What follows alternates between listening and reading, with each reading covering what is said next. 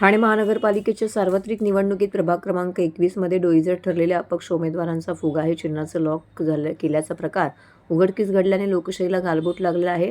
नौपाड्यातील प्रभाग क्रमांक 21 ड मधील अनेक मतदान केंद्रावरील ईव्हीएम मशीनवरती कमळाच्या चिन्हासोबत असलेलं फुगा चिन्हाचं बटन दाबलंच जात नव्हतं। या कारणामुळे मशीन बदलली, मात्र मशीनमध्येही आपोआप बीप वाजू लागल्याने यात काहीतरी काळेभोर असल्याचा संशय मतदारांनी व्यक्त केला आहे। या संदर्भात निवडणूक निर्णय अधिकाऱ्यांशी संपर्क साधला असता त्यांनी बोलण्यास नकार दिला आहे। नौपाड्यात नागती यांच्या फुग्याची हवा जोरात असताना प्रत्यक्ष मतदानाच्या दिवशी निवडणूक यंत्रणेने घात केल्याचा आरोप मतदारांनी केला आहे। नौपाड्यातील अनेक मतदान केंद्रात मतदान यंत्रावरील फुगा या चिन्हाचं बटन दाबलं जात नसल्याचा तक्रारी मतदारांनी निवडणूक विभागाकडे नोंदवल्या। त्या तक्रारींची गंभीर दखल घेत तासाभराने दुसरी मशीन आणण्यात आली, मात्र बदललेल्या या मशीनमध्ये मतदानाआधीच आपोआप बीपचे आवाज उमटू लागले।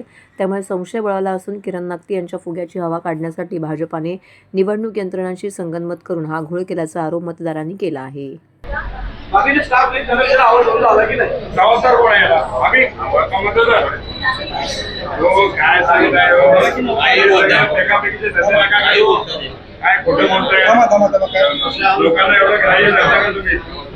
काय बोलताय? आवाज बंद साहेब तुम्ही वेगळ्या गोष्टीला साहेब आले म्हणून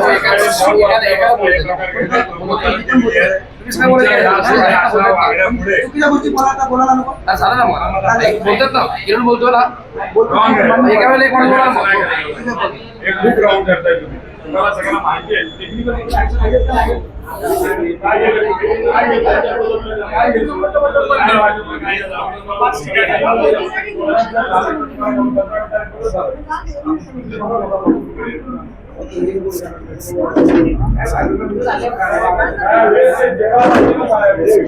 खोटेपणा करणार आणि मग मेसेज नाही जाणार आणि आधी झालेल्या मतदानाचं काय? त्याचं काय? आधी झालेल्या मतदानाचं काय? त्याचं काय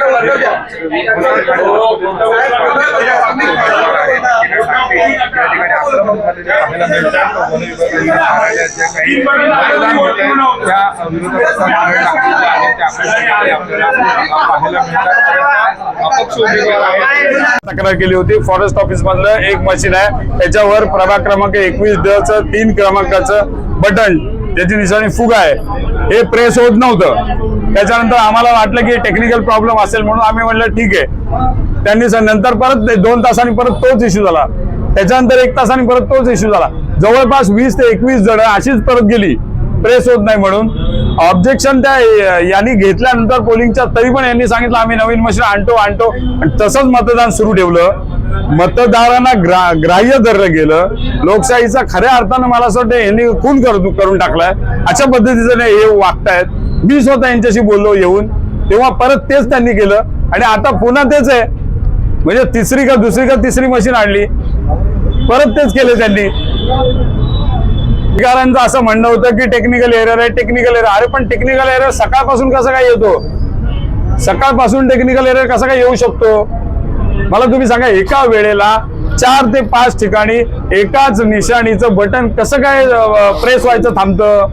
याचा अर्थ काय? किती ठिकाणी चालू आहे सगळं? आता विश्वास गतिमंद स्कूल जी विष्णुनगर मध्ये तिथे हा सेम प्रॉब्लेम होता। सरस्वतीच्या एका खोलीमध्ये हा प्रॉब्लेम होता, भगवतीच्या एका खोलीमध्ये हा प्रॉब्लेम होता, मला बेडेकरच्या खोलीमध्ये हा प्रॉब्लेम होता।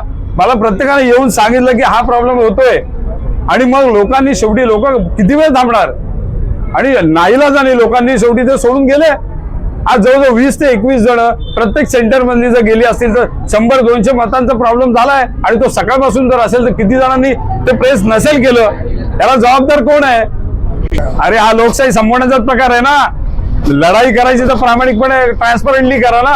हे कुठले धंदे करता तुम्ही? म्हणजे मतदारांना एक तर वेटीच धरायचं, त्यानंतर मतदारांना असं ग्राह्य धरायचं की काय होईल ते होईल। हा कुठला प्रकार आहे? मला काही कळत नाहीये। 3 वेळा त्यांना रिक्वेस्ट करून सांगितलं तरी पुन्हा तेच होतंय। म्हणजे याच्यामध्ये संशयाला जागा निर्माण झाली ना। एकाच वेळेला 5 ठिकाणी 4 ठिकाणी हे कसं काय होऊ शकतं? दिवस रात्र मेहनत करणाऱ्या प्रत्येक कार्यकर्त्याची कुठेतरी मला असं वाटतं यांनी मुस्कटदाबी केलेली आहे। ही प्रामाणिकपणे काम करणाऱ्या मग राजकारणामध्ये या निवडणुकांवर विश्वास कसा कोण ठेवेल?